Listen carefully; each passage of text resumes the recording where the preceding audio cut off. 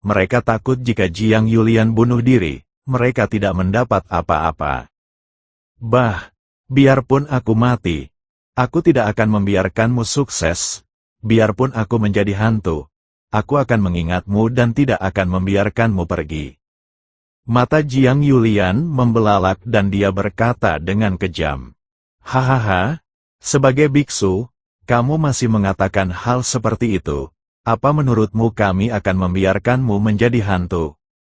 Saat kami merasa nyaman, kami akan menghancurkanmu sepenuhnya dan memperlakukanmu seperti hantu.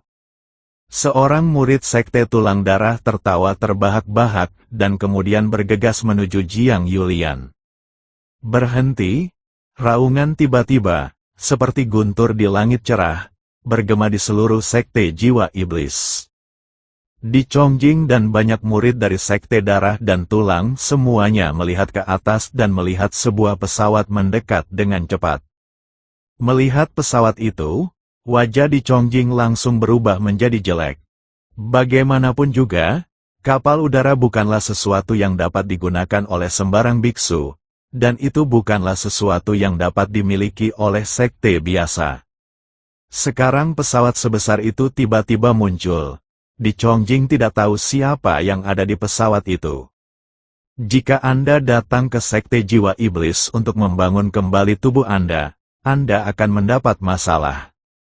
Sebelum di Chongjing sempat bereaksi, pesawat itu perlahan mendarat, dan kemudian dua orang keluar dari pesawat itu.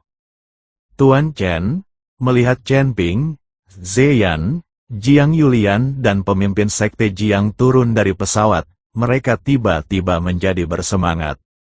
Saat di Chongjing melihat ini, dia juga tersenyum. Dia awalnya mengira akan ada banyak orang di pesawat itu, tetapi dia tidak menyangka hanya akan ada dua orang, dan mereka hanya berada di alam kesengsaraan, dan level tertinggi tidak akan berada di tingkat ketujuh kesengsaraan, dunia. Biksu muda seperti itu dapat melakukannya dengan anak buahnya sendiri tanpa di Chongjing mengambil tindakan. Chen Ping menghampiri Zeyan dan menarik Zeyan ke atas. Apakah kamu baik-baik saja? Tidak apa-apa, hanya saja orang-orang dari sekte darah dan tulang ini ingin menajiskan Yulian. Tuan Chen harus membantuku. Kata Zeyan, orang-orang dari sekte darah dan tulang, Chen Ping sangat senang.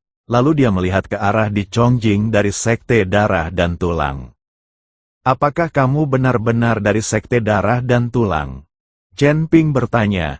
Ya, kami dari sekte darah dan tulang. Siapa kalian berdua? Jika kalian bukan dari sekte jiwa iblis, segera keluar dan jangan ganggu kami. Di Chongjing bertanya pada Chen Ping, kamu cukup sombong. Kamu berani menyuruhku pergi. Sekarang aku akan memberitahumu siapa aku. Setelah Chen Ping selesai berbicara, dia mengeluarkan token dinasti Xiao.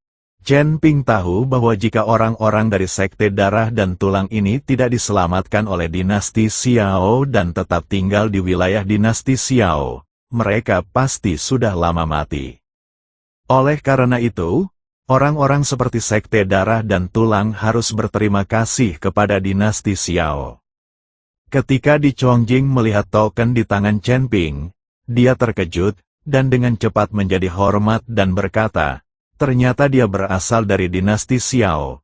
Saya bertanya-tanya, rekan Tao saya, mengapa kamu datang ke sekte jiwa iblis, itu dari dinasti Xiao? Apakah ada yang ingin menemukan kembali tubuhnya? Di Chongjing menganggap Chen Ping sebagai anggota dinasti Xiao. Bagaimanapun, orang yang bisa mendapatkan token Kaisar Xiao pasti bukan orang biasa. Saya tidak datang ke sekte jiwa iblis untuk membangun kembali tubuh saya. Saya hanya lewat untuk menemui teman-teman saya. Chen Ping berkata dengan tenang. Mendengar ini, wajah di Chongjing menjadi sedikit muram dan tidak yakin. Zeyan bingung. Mereka tidak mengerti sudah berapa lama sebelum Chen Ping menjadi anggota dinasti Xiao, dan menilai dari cara dia memegang token itu, dia mungkin memiliki status tinggi di dinasti Xiao. Mereka semua tahu tentang dinasti Xiao, yang merupakan kekuatan terbesar di wilayah barat, bahkan di dunia surga dan manusia, dinasti Xiao adalah salah satu yang terbaik. Jika tidak, Master Sekte Jiang tidak akan berani mengejar Sekte Tulang Darah ketika mereka melarikan diri ke wilayah dinasti Xiao. Rekan Tao, saya tidak tahu siapa temanmu di Sekte Jiwa Iblis. Di Chongjing bertanya, jika Chen Ping hanya berteman dengan satu orang dari Sekte Jiwa Iblis, maka dia bisa bermurah hati dan mengampuni orang lain. Adapun yang lainnya, di Chongjing tidak berniat melepaskan mereka. Semua orang di Sekte Jiwa Iblis ini adalah temanku. Jadi sebaiknya kamu keluar. Kamu tidak dapat menyentuh siapapun dari Sekte Jiwa Iblis. Chen Ping berkata dengan dingin. Ketika di Chongjing mendengar ini, matanya sedikit menyipit, dengan sedikit niat membunuh di matanya. Meskipun Chen Ping berasal dari dinasti Xiao dan memiliki status tinggi, mustahil bagi di Chongjing untuk melepaskan Sekte Jiwa Iblis. Dia harus membalas dendam atas masa lalu. Rekan Tao, dinasti Xiao memang baik padaku saat itu, tapi aku mendapatkan kebaikan itu sebagai imbalan atas tulang abadiku. Itu hanya bisa dianggap sebagai transaksi. Sekarang Sekte Darah dan Tulangku tidak lagi berada di wilayah dinasti Xiao. Jika kamu masih menggunakan kebaikan masa lalu untuk menekanku, maka jangan salahkan aku karena tidak memberimu wajah. Kamu adalah anggota dinasti Xiao, anggota dari Sekte Jiwa Iblis. Kamu dapat mengambil salah satu dari mereka, dan aku tidak akan pernah mengejarnya. Tidak mungkin bagi di Chongjing untuk melepaskan semua orang di Sekte Jiwa Iblis, tapi tidak apa-apa jika dia melepaskan satu orang. Tuan Chen, bawa Yulian pergi, bawa Yulian pergi. Melihat ini, Ziyan buru-buru berkata pada Chen Ping. Tuan Chen, saya harap Anda akan mengambil putri saya dan Ziyan.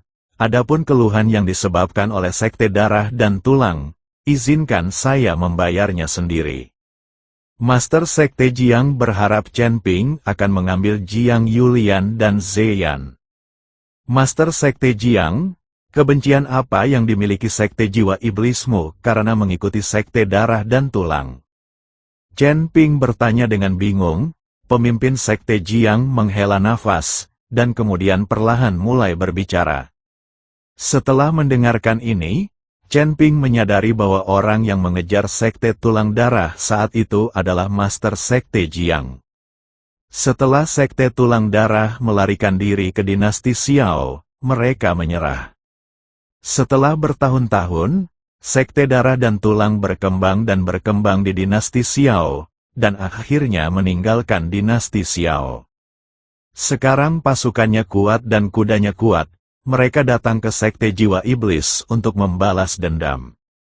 Bagaimana jika aku ingin menyelamatkan semua orang dari Sekte Jiwa Iblis?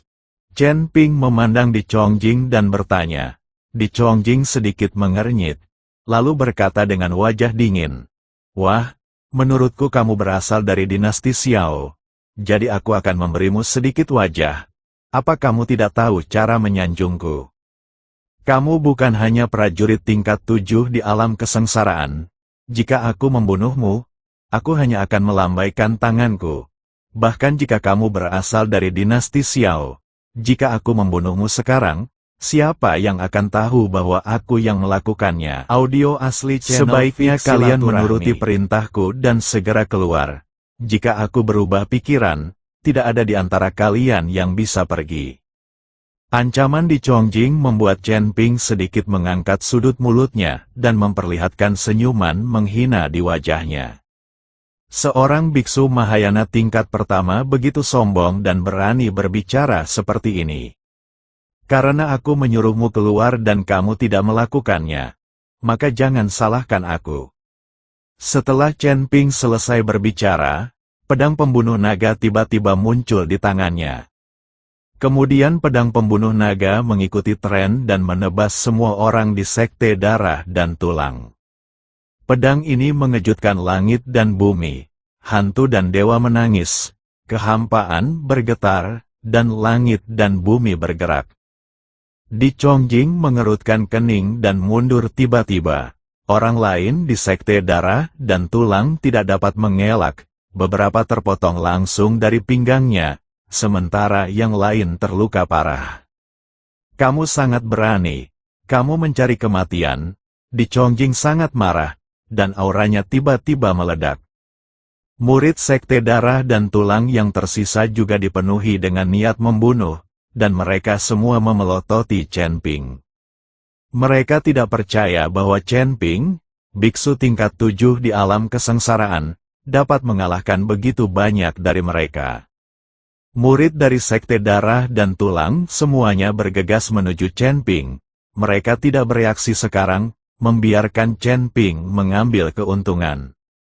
Kali ini, jika mereka menyerang bersama, mereka tidak percaya mereka tidak bisa menjatuhkan Chen Ping.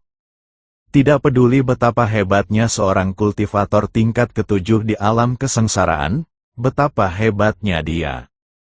Tuan Chen, hati-hati.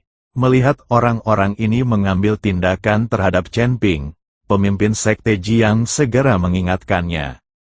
Chen Ping sedikit mengangkat sudut mulutnya, memutar telapak tangannya sedikit, dan bola api menyala di telapak tangannya, lalu melambaikannya dengan santai. Api yang memenuhi langit secara langsung menghalangi murid-murid sekte darah dan tulang. Beberapa murid sekte darah dan tulang ternoda oleh api pamungkas dan berteriak ketika mereka dibakar. Melihat langit yang dipenuhi api, mereka harus mundur lagi. Wah, siapa kamu? Melihat langit yang penuh api, Di Chongjing bertanya pada Chen Ping. Karena dia tahu bahwa tidak ada seorang pun dari dinasti Xiao yang bisa menguasai jenis api pamungkas ini, jika Chen Ping bisa menampilkan api pamungkas dengan begitu mudah, itu pasti bukan seseorang dari dinasti Xiao. Adapun token di tangan Chen Ping, mungkin dicuri. Aku ayahmu. Chen Ping tersenyum main-main pada Di Chongjing. Nak, kamu sedang mencari kematian. Di Chongjing sangat marah. Meskipun dia sudah tua, dia dikatakan demikian oleh anak muda seperti Chen Ping. Saya melihat Di Chongjing tiba-tiba melambaikan telapak tangannya, dan kabut darah merah menyelimuti Chen Ping. Kabut darah memenuhi udara, dan seluruh dunia menjadi merah ini, baik penglihatan maupun kesadaran terpengaruh. Jika Anda tidak dapat melihat jari Anda dan tidak dapat merasakan pihak lain dengan kesadaran spiritual Anda, Chen Ping sama dengan menjadi buta. Di Chongjing mencibir di wajahnya, Chen Ping terbungkus kabut darah dan menjadi domba untuk disembelih. Namun Di Chongjing tidak menyadari bahwa dahi Chen Ping mulai bersinar, dan sebuah mata terbuka di dahi Chen Ping. Chen Ping membuka mata Tianming, jadi meskipun dia terbungkus kabut darah, dia dapat dengan jelas melihat benda-benda di sekitarnya. Di Chongjing tidak tahu bahwa Chen Ping dapat melihatnya, tetapi berjalan menuju Chen Ping dengan sikap angkuh, berniat untuk memberi pelajaran kepada Chen Ping. Tapi Di Chongjing baru saja berjalan ke arah Chen Ping, dan sebelum dia bisa bergerak, tiba-tiba terdengar suara keras. Segera setelah itu, sebuah cambuk menghantam Di Chongjing dengan keras. Di Chongjing tertegun sejenak, dan kemudian dia merasakan sakit kepala yang luar biasa. Rasanya seperti ada ribuan semut yang menggerogoti lautan kesadaran.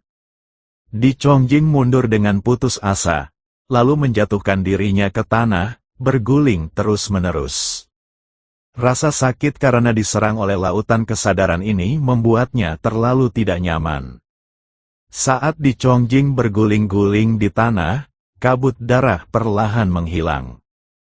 Zeyan dan pemimpin sekte Jiang semua bingung saat melihat Di Chongjing berguling-guling di tanah, tampak sangat kesakitan.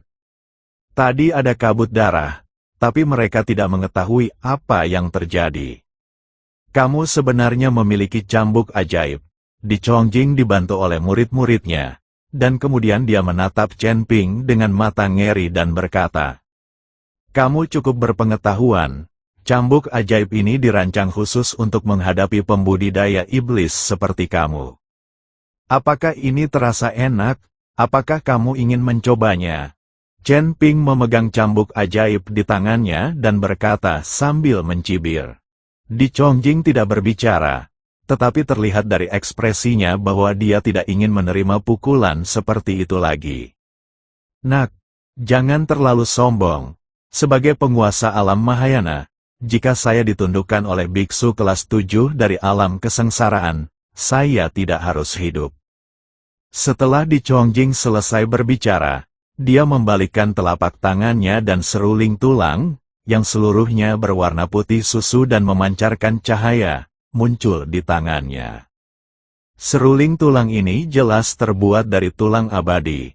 Warnanya putih dan halus serta panjangnya lebih dari setengah meter. Terlebih lagi, sepertinya ada darah mengalir di seruling tulang, dan ada kilau merah, berkedip dan bersinar. Karena kamu ingin mati, maka aku akan mewujudkannya untukmu. Di Chongjing memegang seruling tulang, dengan niat membunuh muncul di matanya. Saat Di Chongjing meletakkan seruling tulang ke mulutnya dan mulai meniup, terdengar suara rengekan dari seruling tulang. Suaranya sangat dalam, seperti auman hantu kelaparan di neraka. Setelah mendengarkannya, bulu-bulu di tubuh Anda berdiri tanpa sadar, dan pikiran Anda menegang. Segera, saat seruling tulang terus berbunyi, beberapa murid sekte jiwa iblis mulai menjadi manik, dan mata mereka dipenuhi dengan mata merah.